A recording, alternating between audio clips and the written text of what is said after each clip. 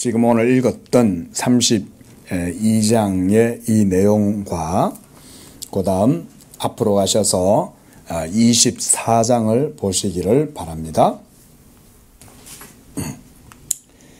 자, 24장 제일 마지막 18절에 보면 모세는 구름 속으로 들어가서 산 위에 올랐으며 모세가 40일 40야를 산에 있으니라 그랬어요.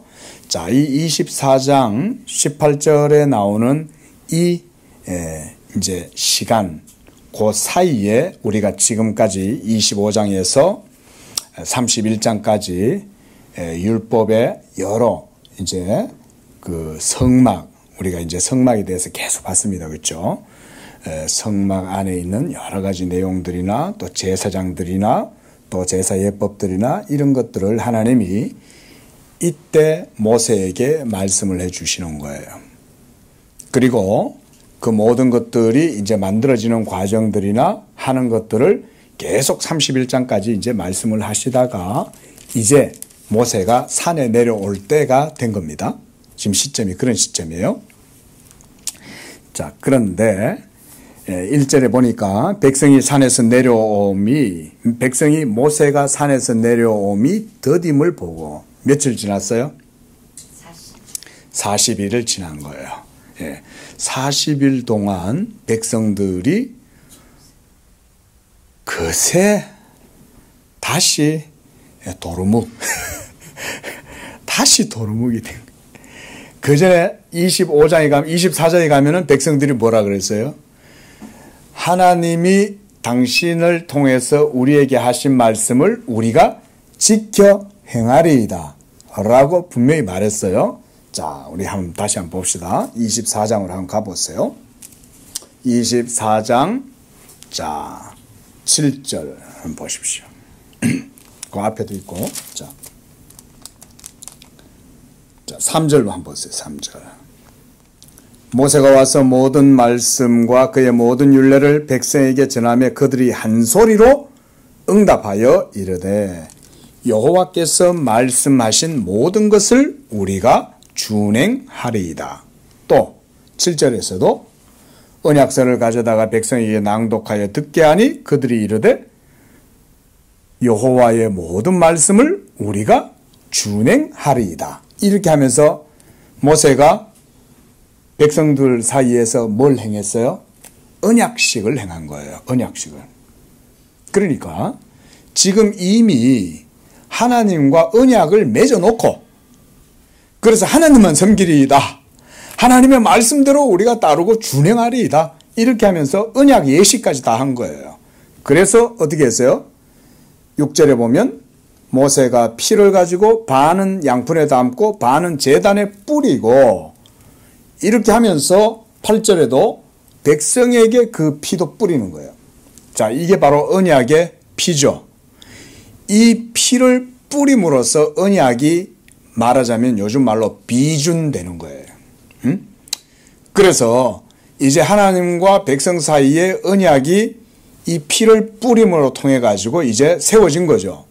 근데 지금 이제 이 32장에 오니까 이제 백성들이 40일 만에 이 언약을 완전히 묵사발을 만들어 버린 거예요. 한마디로 박살을 내는 거죠. 자, 여러분 여기에서 우리가 좀 주목해야 될 부분들이 뭐냐면 일단 40일이라는 거예요. 성경에서 40일은 중요한 의미를 가지죠. 예수님도 40일 금식을 하시고 모세도 하나님의 산에 올라서 40일 동안 여호와의 율법을 받음에 있어 40일 동안 하나님 앞에 그 시간을 가지죠. 40년 또 이스라엘 백성들이 광야에서 40년 동안의 삶을 살았고 이 40이라는 숫자는 성경에서도 상당히 의미를 가지고 있는데 그 주요한 의미가 뭐냐면 우리의 생에 한마디로 우리의 생이 죽는 그런 의미가 있다고 저는 봅니다. 죽음의 숫자인 거예요. 우리가 묵은지는 김치인가요? 사실은 우리 경상도 말로는 짠지, 묵은지. 김치하고 짠지하고 좀 다릅니다. 묵은지는 푹 숙성이 돼가지고 이미 화학적 변화를 겪은 거예요, 이게. 그래서 사실 엄밀하게 말하면 겉절이하고는 전혀 다른 거죠. 그렇죠? 그래서 김치가 약간 새콤해도 그걸 우리가 김치라고 하지만 묵은지는 완전히 이제 묵어가지고 다 이제 변화가 된 거죠. 한마디로 40일이 지나면 그런 상태가 되는 거예요. 모세도 하나님의 율법을 받기 위해서 40일의 시간이 필요했고 이스라엘 백성도 광야에 들어가는 데 있어서 40년이라는 시간이 필요했으며 예수님도 하나님 앞에서 우리의 의를 위한 모든 사역들을 행함에 있어서 그 준비의 기간이 40일 금식의 기간이 있었다는 거예요. 이거는 한마디로 죽음을 의미하는 거예요. 죽지 않으면 이 하나님의 은혜와 진리를 받을 수가 없는 거예요. 저는 이렇게 해석을 해요. 그래서 우리도 그리스도와 함께 죽지 않으면 다시 살리심을 받지 못하죠. 그리스도와 함께 십자가에 못 박혀야 다시 살리심을 받죠. 그 숫자적 의미가 40이라는 거예요. 이렇게 모세가 40일 동안 있었는데 도리어 백성들은 40일 만에 완전히 판을 다 깨트린 거죠. 하나님과의 언약이 깨진 거예요. 자, 문을 조금 밖에까지 닫아버리면 좋을 것 같아요. 저 밖에 공사하는 소리가 다 들려서. 자, 백성들을 보세요. 자, 이 40이라는 숫자는 그냥 있는 게 아닙니다. 하나님의 섭리 가운데 의도되었다. 저는 개인적으로 그렇게 해석을 합니다. 자, 봅시다. 백성이 아론에게 이르러 말하되 일어나라. 우리를 위하여 우리를 인도할 신을 만들라. 40일 만에 하나님과 언약 맺었던 거 다 잊어버린 거예요. 그새. 그리고 이 모세, 곧 애굽 땅에서 우리를 인도해낸 이 사람은 어찌 되었는지 우리가 알지 못하겠다. 40일이 지나니까 하나님도 잊어버렸을 뿐만 아니라 모세에 대한 신뢰까지도 싹 다 사라진 거죠. 자, 여기서요. 뭘 봐야 되냐면 우리의 인간의 연약성, 죄성, 부패성을 봐야 됩니다. 40일이라는 숫자를 이 텀을 하나님이 백성들 사이에 딱 일부러 세워두시는 거예요. 40일이 아니고 한 20일 정도면 어땠을까요? 의심 하나 있나 의심 반 뭐 이렇게 하다가 20일 정도 지나면 모세 있었네 요럴 정도가 됐겠죠. 근데 40일까지 간 거야. 한 달이 지났어. 뭐야 왜 안 와? 근데 40일이 됐는데 결국 안 오는 거죠. 이것이 우리 인간의 한계를 보여준다는 거예요. 그래서 성경은 40이라는 숫자를 굉장히 의미 있게 사용을 해요. 이게 이스라엘 백성들의 영적 상태인 거예요. 하나님이 그걸 의도적으로 드러내시는 거예요. 하나님이 그러실 줄 몰랐겠어요? 우리가 그럼 하나님은 다 아시죠, 그죠? 그러신 줄 다 아는 거예요. 근데 일부러 하나님께서 모세로 하여금 40일 동안 그 위에 있게 하시는 거죠.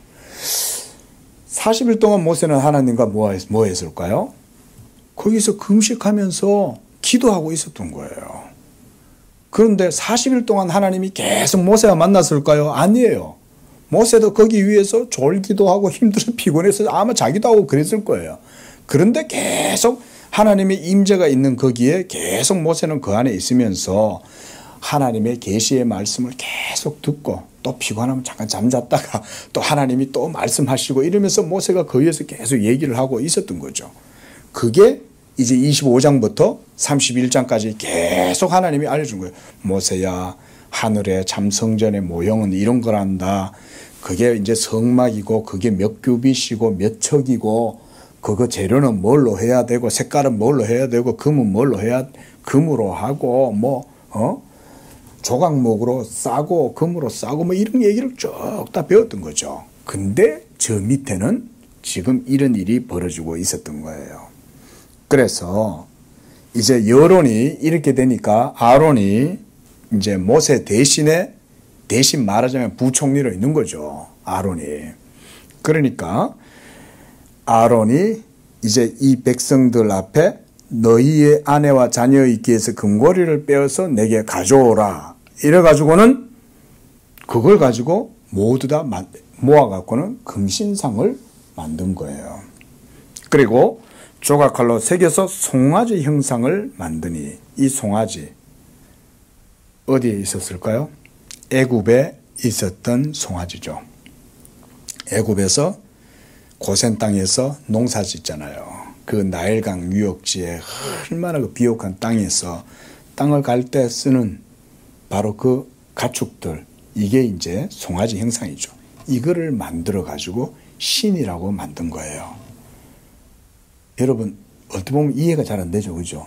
아니 그 40일 만에 도대체 이스라엘 민족은 머리가 있나 없나 이런 생각이 들 수 있죠. 근데 여러분 죄송하지만 이게 바로 우리의 모습인 거예요. 이게 우리의 모습입니다. 우리는요, 오전에도 그런 말씀 드렸다시피 육에 사로잡혀 있고 죄에 사로잡혀 있는 이 부패한 본성은요, 이런 겁니다. 성경이 인간을 가장 정확하게 압니다.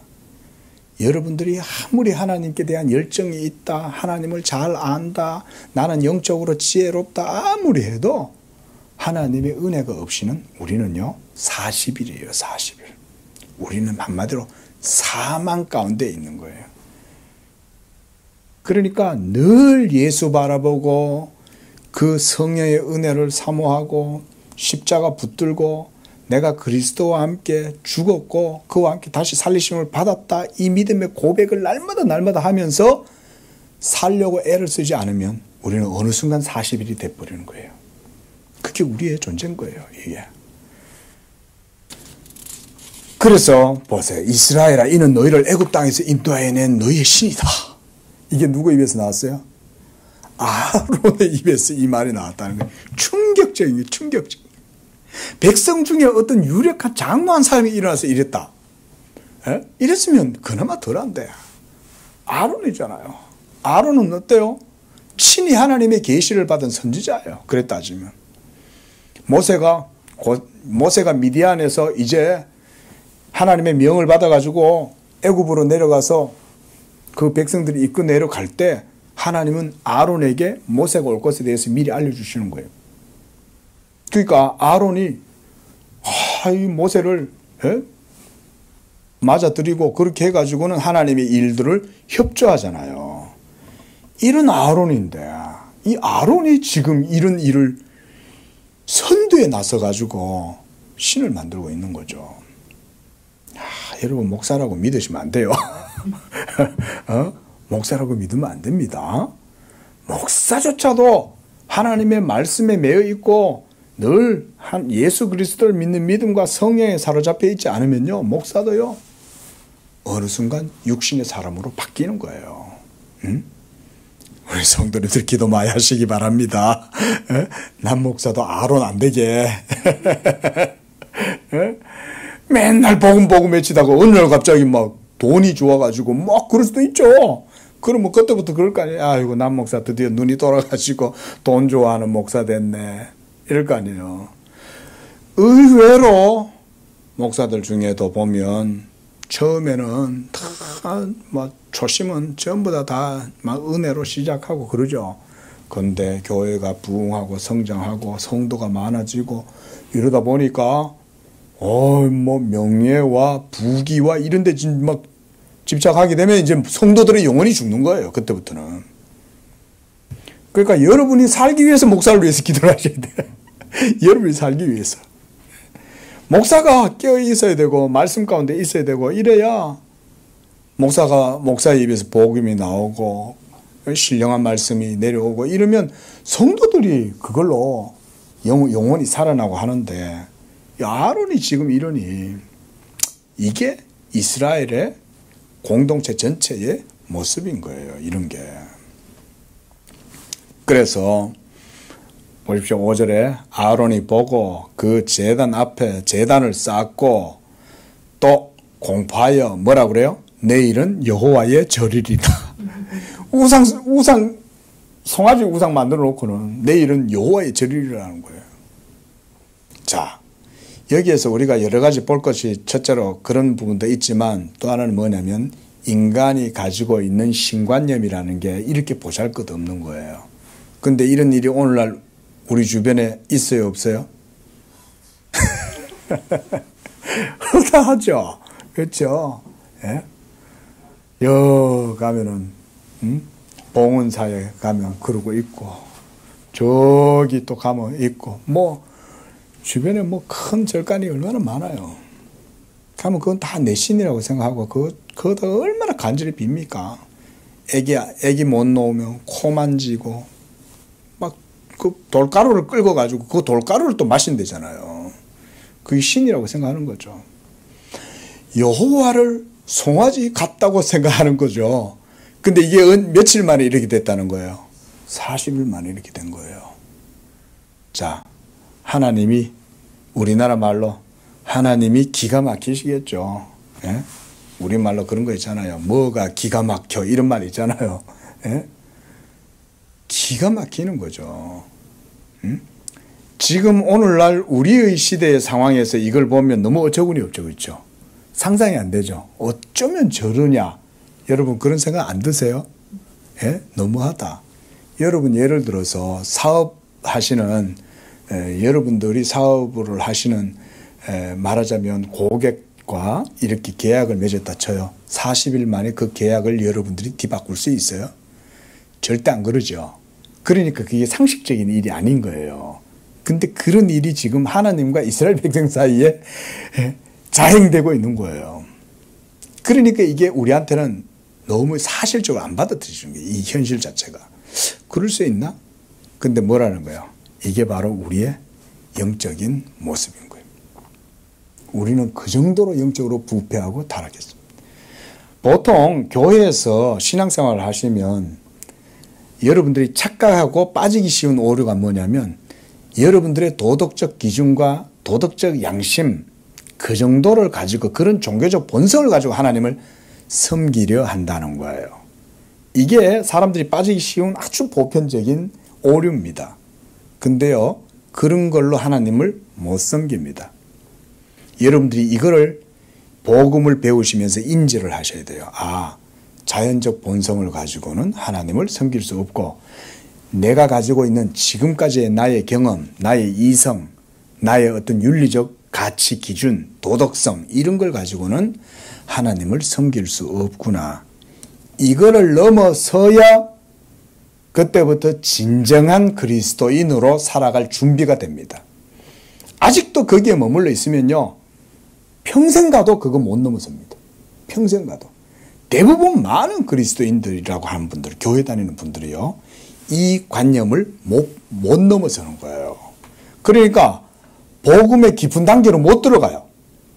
매일 내가 가지고 있는 도덕적 이 수준, 윤리적 가치 기준을 가지고 하나님을 섬긴다라고 그러고 앉아서 예배는 참석하는 거예요. 목사님 설교도 듣는 거예요.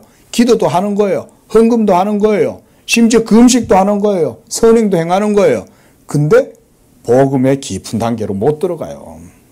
그러니까 복음의 깊은 은혜, 성령의 은혜, 진리의 맛도 보지도 못하고 항상 그냥 틀에 박힌 종교 생활을 할 뿐인 거예요. 이런 게. 근데 성경은 인간에 대해서 우리가 아침에도 봤죠. 분명히 죄와 사망의 권세 아래 우리는 눌려있고 전부 다 그러고 있는 거예요. 심지어 사도 바울조차도 뭐라고 고백합니까? 성령으로 거듭나고 하나님의 성령이 충만한 사도 바울조차도 로마서 7장에서 오라 나는 공고한 사람이다. 이 정도로까지 고백을 하잖아요. 이 사망의 몸에서 누가 나를 건져내랴? 이게 사도 바울의 고백이라고요. 사도 바울조차도 그 정도로 고백한다면 우리는 어떻게 했어요? 이 죄의 몸을 이긴다는 것은 결코 쉬운 일이 아닙니다, 여러분. 근데 죄의 몸이라는 걸 인식을 못하니까 자기의 도덕적 수준을 가지고 하나님을 섬기려고 하는 거예요. 아셨어요? 그래서 문제가 되는 거예요. 그러니까 그 수준 안에서 팽팽팽팽 돌면서 평생을 그리고 교회만 다니는 거예요. 이런 분들이 적지가 않아요. 우리 양재교회는 이걸 넘어서야 돼요. 여러분들의 신앙의 목표점은 거기에 있어요. 이걸 넘어서야 진정한 복음의 우리가 좀 더 전문적으로 표현한 복음의 정수, 신앙의 정수 가운데로 들어갈 수 있어요. 그래야 신앙생활에 재미있는 거지. 맨날 내 도덕적인 양심과 수준 정도에서 하나님을 생각하고 그 정도에서 신앙생활하고 그 정도에서 하나님을 섬긴다고 하면 하나님이 안 기뻐하세요. 그런 건. 왜냐하면 신령과 진리로 드리는 예배가 아니잖아요. 예? 지금 이스라엘이 지금 그런 모습을 보여주고 있다. 40일이라는 얘기. 그래서 하나님께서 보세요. 이제 이런 40일 만에 변개되는 이런 이스라엘의 상태를 향하여 하나님이 뭐라고 말씀하시냐. 7절 모세에게 말씀합니다. 너는 내려가라. 네가 애굽 땅에서 인도하여낸 너의 백성이 부패했다. 그리고 8절 보세요. 내가 그들에게 명령한 길을 어떻게 속히 떠났어. 자기들을 위하여, 하나님을 위해서가 아니죠. 자기들을 위하여 송아지를 부어 만들고 그것을 예배하고 제물을 드리고 말하기를 이는 애굽 땅에서 인도해낸 너희의 신이다 라고 말한다. 자, 하나님이 기가 막히시겠어요? 안 막히시겠어요? 기가 찰 노리신 거죠. 이게 뭐야? 예를 들어서 여러분의 자녀가 여러분을 보고 우리 아저씨 이랬다고 한번 쳐봐요. 여러분 보고 우리 아줌마, 우리 집에 일하시는 파출부 아줌마야. 옛날에 그랬대잖아요. 우리 저기 고향 학교에 이제 여자 고등학교가 있었어요. 근데 이제 하루는 우리 누나가 학교 갔다 와갖고는 막 학교에 있었던 얘기를 해주는데 제가 그게 어릴 때 들었는데 안 잊혀져요. 어떤 어머니가 밭에서 일을 하다가 자기 애가 도시락을 안 싸간 거야. 그러니까 이 아주머니 뭐 시골에 아낙네가 뭐 남루하게 그냥 이래가지고 도시락을 싸가지고는 학교를 간 거야. 근데 얘는 엄마를 보고는 부끄러워갖고 엄마라고 말을 못한 거야. 그래가지고 누구야 하고 얘를 부르니까 애들이 다 쳐다볼 거 아니에요. 그러니까 그 순간 얘가 자기 엄마가 너무 부끄러우고 창피한 거야.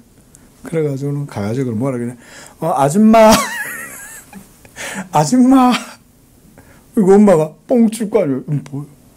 뭐? 그랬더니 아줌마 왜 왔어요? 도시락 갖다 주러 왔어요. 이러면서 도시락을 받아 먹었다는 거예요. 기가 막힐 일이죠. 참 이스라엘 백성들이 지금 하는 짓은 그보다 더 나쁜 거예요. 하나님이 지금까지 자기들한테 얼마나 많은 큰 기사와 이적을 보여줬어요. 그죠? 예? 근데 보세요. 하나님이 그런 백성인 줄 알아요? 몰라요? 하나님이 자비로워요? 안 자비로워요? 이제 조금 감이 오죠. 하나님이 얼마나 자비로우신가. 한마디로 우리 같으면 제가 좀 경상도식으로 표현하겠습니다. 어이구 이럴 거 아니에요. 이 칵한데 그냥 이 정도 되면 이 빨칙한 것들, 이 배은망덕한 것들 이러면서 진짜 한테 콕 쥐어받고 싶지 않겠어요? 하나님이 지금 그런 마음인 거예요. 그러니까 하나님께서 9절에 이제 이렇게 말씀하셔요. 자, 내가 이 백성을 보니 뭐라 그래요? 목이 뻣뻣하다. 예? 아주 그냥 금방 찌고 하나님 앞에서 뻣뻣하다는 말은 목을 막 고추 세우고 하나님의 말씀은 조금도 안 듣는다 이 말인 거예요. 뻣뻣하다는 말이 강팍하다는 말이거든요. 자, 강팍하다 그러면 애굽에 누구 생각나세요? 바로가 생각나시죠, 그렇죠? 바로하고 같아요, 안 같아요? 사실은 똑같아요. 여러분들이 예수 믿는다고 여러분들이 이 세상에 예수 믿지 않는 사람들보다 뭔가 도덕적으로 더 뛰어나다 그렇게 생각하시면 안 돼요. 하나님이 여러분들을 긍휼의 그릇으로 택하셨기 때문에 여러분들이 예수님을 믿게 된 거예요. 이 세상에 어떨 때 보면 이 세상 사람들이 더 예수 믿는 사람보다 교양이 있고 그렇죠? 상식도 있고 오히려 교회 다닌다고 하고 예수 믿는다는 사람들이 더 상식이 없는 사람들이 너무 많잖아요. 예?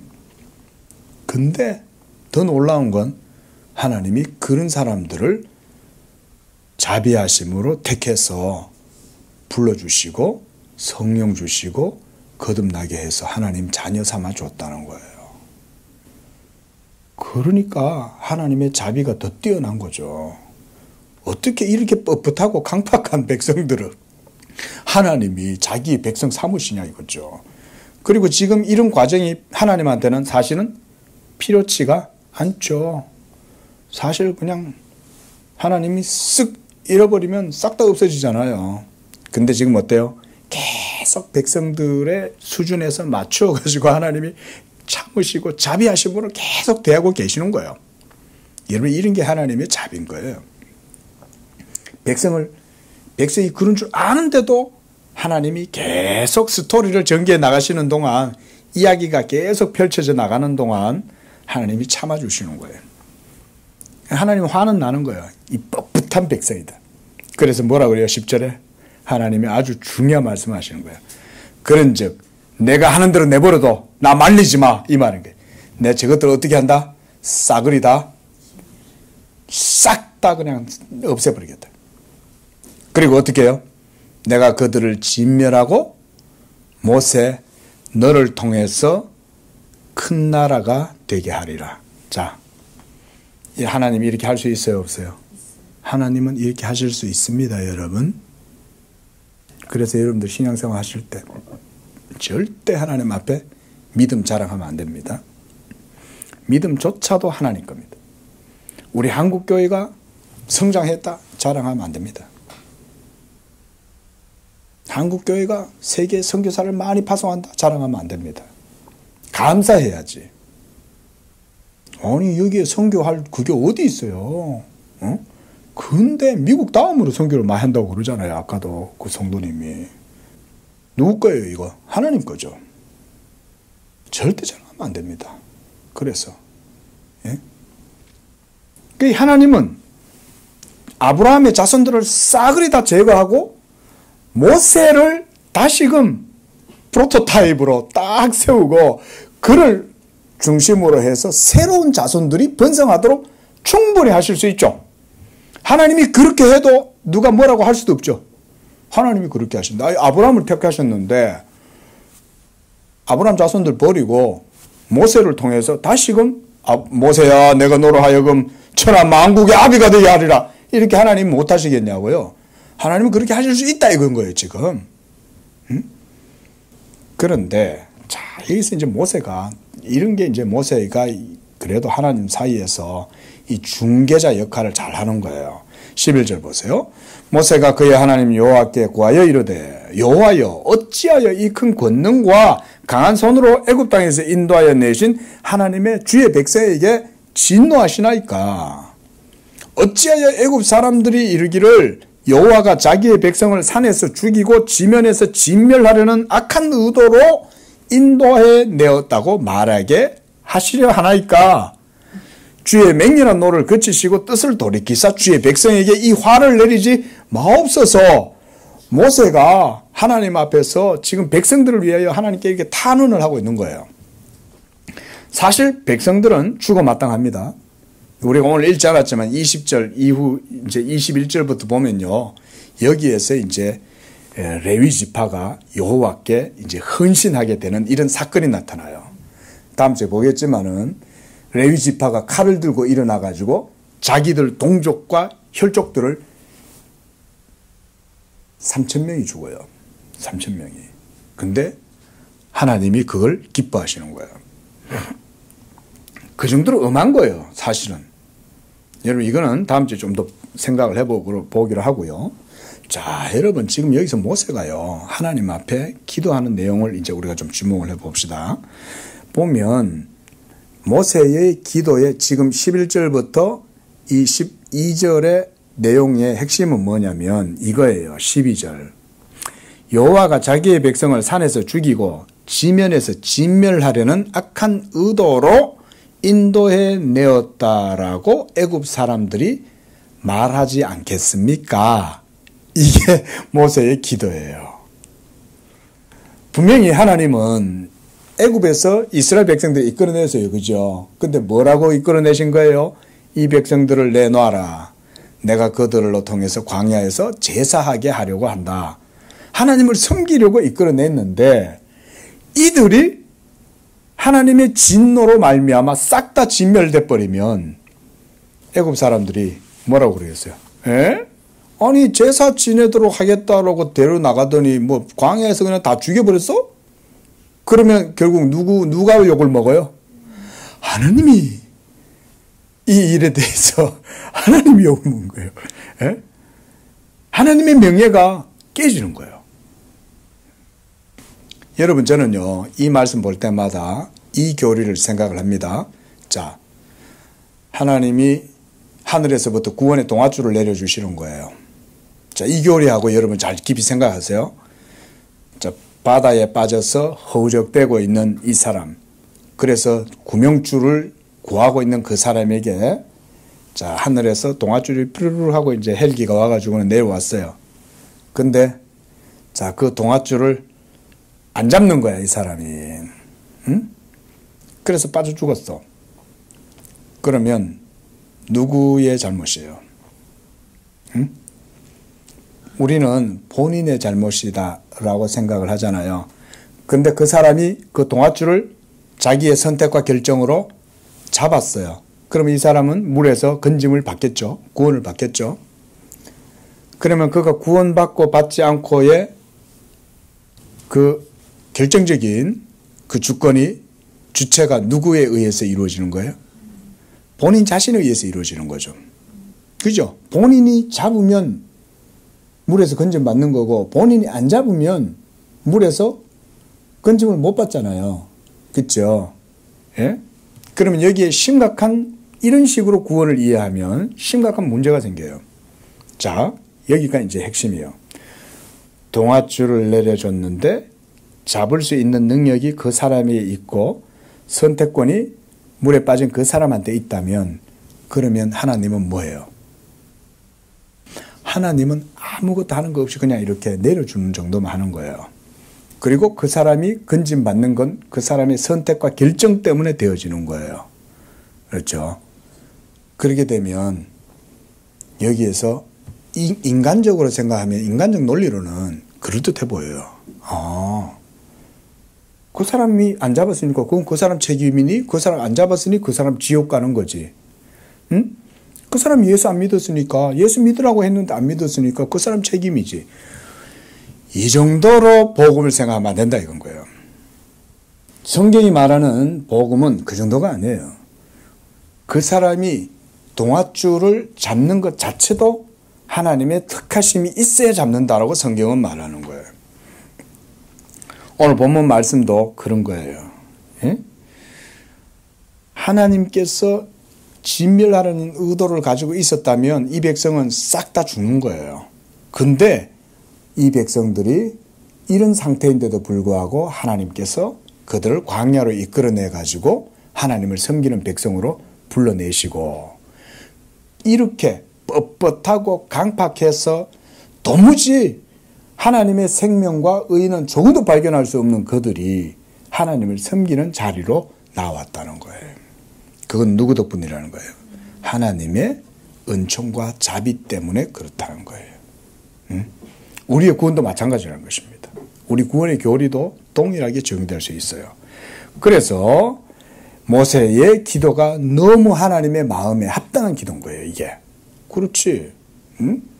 내가 내 영광을 위해서 내가 애굽에서 이끌어냈는데 하나님이 본인이 이끌어내셔놓고 본인이 또 다 이 진멸해버린다면 결국 그 실책은 하나님의 것이 되잖아요.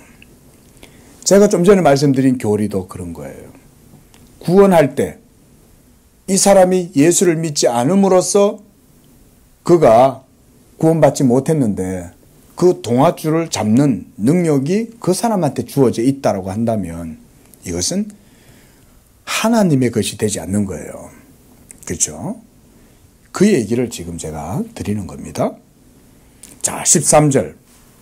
자, 이 내용은요, 우리가 유의해서 봐야 될 것이 여기에 여러분들이 적어 놓으세요. 이게 바로 대표적인 언약에 호소하는 기도입니다. 그리고 이 기도가 구약의 모든 이스라엘 역사 속에 항상 믿음의 사람들에 의해서 이루어진 게 바로 모세가 대표적인 기도자예요. 모세 때로부터 이 기도가 시작이 된 거예요.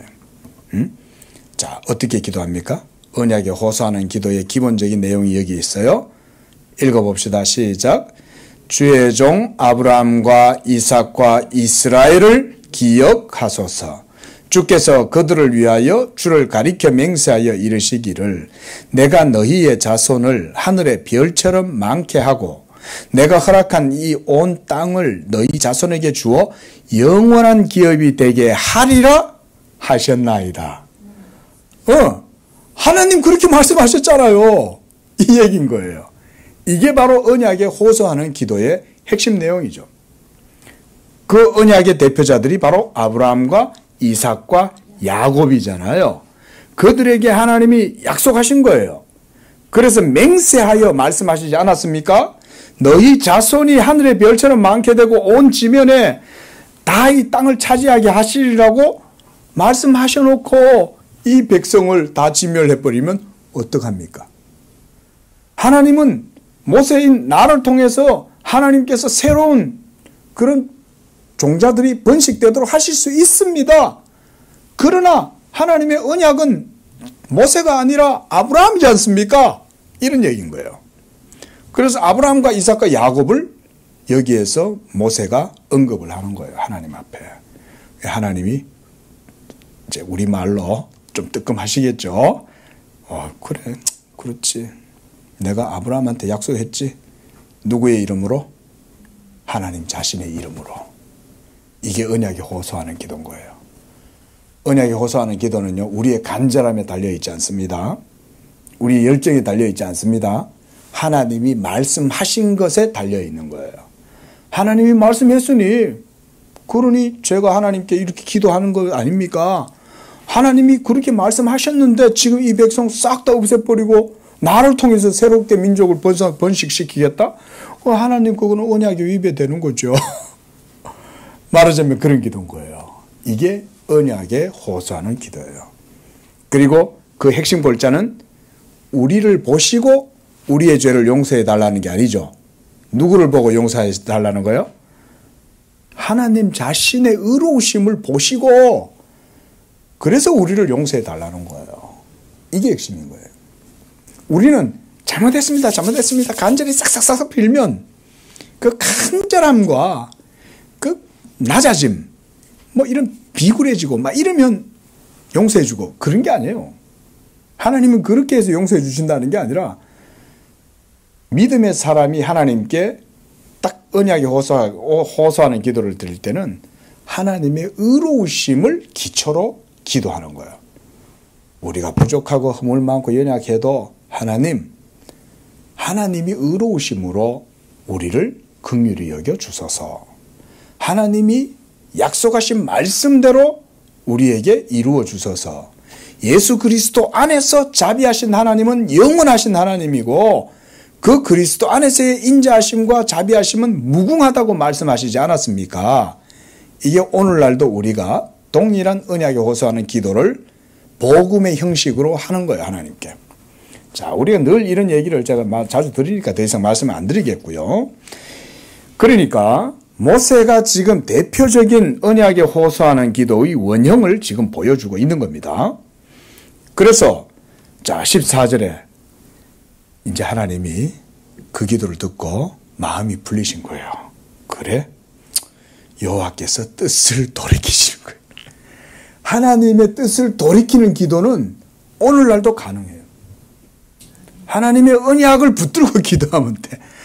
여러분이 아무리 성령을 거스르고 완악해져가지고 막 불순종하다가도 예수 십자가 아래 다시 나와서 그리스도 십자가 아래 팍 꼬꾸러져 낮아지면 하나님이 다시 용서해줘요. 이게 똑같은 거야. 이게 언약이, 왜냐하면 예수님이 언약의 뭐예요? 실체잖아. 예수가 언약의 실체잖아. 율법의 실체잖아. 아브라함 언약의 본질이 예수 그리스도시잖아요. 이게 기독교예요. 오늘날도 우리는 동일하게 언약에 호소하는 기도를 복음을 근거로 하는 거다. 우리 얼마 전에 새벽 기도 때 또 우리 집사님하고 이런 말씀도 나누었어요. 예, 이 언약에 호소하는 기도예요. 이 이후로 모세 이후로 계속 이스라엘의 모든 역사 속에 다윗도 그렇게 기도하고 솔로몬도 그렇게 기도했어요. 솔로몬도 기도할 때 이 백성들이 참 불순종하여 하나님께 징계를 당해가지고 모든 이방 나라에 다 흩어지게 되고 징계를 당할 때 그들이 그 있는 먼 곳에서부터 죄를 깨닫고 회개하여 이 성전을 향하여 기도하거든. 그들의 기도를 들어달라고 그렇게 솔로몬도 기도하죠. 그 솔로몬의 기도도 언약에 호소하는 기도입니다. 모든 구약시대 때 하나님께 드리는 기도는 다 기본적인 논법이 그거예요. 그래서 자기 이름을 위하여 의의 길로 인도하시고 이렇게 얘기하죠. 그렇게 보면 성경의 모든 내용들은요, 다 하나님이 자기를 위하여 하신다. 항상 이거 강조합니다. 희한하게요. 저도 어릴 때부터 교회를 다녔어도요, 이런 표현을 잘 안 쓰더라고요. 그래서 이게 성경을 깊이 안 보는구나 제가 알았어요. 그러고 보니까요, 모든 성경 시편뿐만 아니라 선지자들, 모든 구약의 믿음의 조상들, 이 사람들이 다 하나님께 기도하거나 신앙 고백을 하나님이 자기를 위하여 하실 거다. 아브라함도 어때요? 이삭이 아버지여 양은 어디 있나이까? 여호와께서 자기를 위하여 준비하실 거다. 다윗도 여호와는 나의 목자시니 그가 자기 이름을 위하여 의의 길로 나를 인도하신다. 모든 사람들이 다 그렇게. 나는 여호와라. 나는 내 영광을 다른 자에게 빼앗기지 않을 거고 내 찬송을 다른 자에게 주지 않을 것이다. 나의 의로운 팔로 도울 자가 없음을 이상히 보시고 스스로 구원하셔서 스스로 팔을 나타내시는 거죠. 그게 자기 이름을 위하여 하나님이 그렇게 하시는 거예요. 이런 신앙 고백, 이게 바로 언약에 호소하는 기도의 중요한 핵심이에요. 이게 바로 복음을 의지해서 예수 이름으로 기도하는 것과 똑같은 겁니다. 그건 구약시대 때만 있다고 생각하면 안 됩니다. 이게 그대로 신약에 예수 믿는 믿음도 우리가 예수의 이름으로 기도하잖아요. 그죠? 예수님이 너희가 지금까지는 내 이름으로 구하지 아니하였지만 이제는 구하라. 그리하면 너희가 기쁨이 충만하리라. 예수의 이름으로 구하는 거예요. 그러면 모든 언약의 보증이 예수의 이름에 딱 있는 거예요. 한마디로 예수님의 도장인 거예요. 도장. 딱 인증서. 그 하나님의 기도의 문서에다가 도장을 탁 친 거 예수 이름으로. 쉽게 말하면 그렇게 표현하는 거예요. 그래서 이 기도의 이 기도 증서를 하나님 앞에 공식적으로 드리면 하나님이 그 기도를 도장을 보고 받으시는 거죠. 예수 이름으로 찍었네 이래 되는 거죠. 그런 내용이에요. 그래서 하나님이 백성들에게 화를 내리지 않았다 그랬습니다. 자, 또 한 가지는요. 요 말씀만 보고 마치겠습니다. 15절에서 이제 20절 사이에는 모세가 이제 하나님의 이 말씀을 듣고는 내려옵니다. 산에서. 그래서 모세가 돌이켜 산에서 내려오는데 두 증거판이 그 손에 있고 이 두 증거판, 이거 돌판이죠. 근데 이 돌판 하나님이 이 판도 직접 바위에서 떠가지고 주신 겁니다. 모세가 떠낸 거 아닙니다. 여러분 여기에 중요한 의미가 있어요. 이 돌판도 하나님이 딱 하나님의 레이저로 zzz 해가지고 딱 돌을 떠가지고 판을 만들어 주셨습니다. 모세가 뜬 거 아니에요. 이게 중요합니다. 또 거기에다가 뭘 적어놨어요. 하나님이 글자는 16절 보세요. 그 판은 하나님이 만드신 거예요. 이게 중요합니다. 그 다음 뭐예요?